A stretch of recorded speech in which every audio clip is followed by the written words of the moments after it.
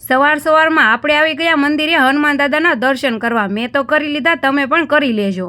મંદિર થોડું નાનું છે એટલે બારે મૂર્તિ મેલેલી છે। કોઈને માળા ચડાવી હોય કે તેલ ચડાવી હોય બહાર જ ચડાવી દેવાનું। મેં તો લીંબુ મરચી લઈ લીધા, જૂનું કાઢી લીધું અને નવું મશીનને બાંધી દીધું। અને આ બીજું ઘરના મુખ્ય દ્વાર પર લગાડવાનું છે, કોઈની નજર ન લાગે ને। પછી મશીનને કરી દીધું શરૂ। બપોર પડતા જ આપણે પાછા મંદિરે આવી ગયા પ્રસાદી લેવા। અહીંયા તો સેવાનું કામ પણ ચાલુ જ છે। અમે પ્રસાદી લઈને ઘરે જ આવતા રહ્યા છીએ। મારે આજે રાંધવાનું બંધ છે। અમારે આર્યને તો જો ચાલુ જ કરી દીધું।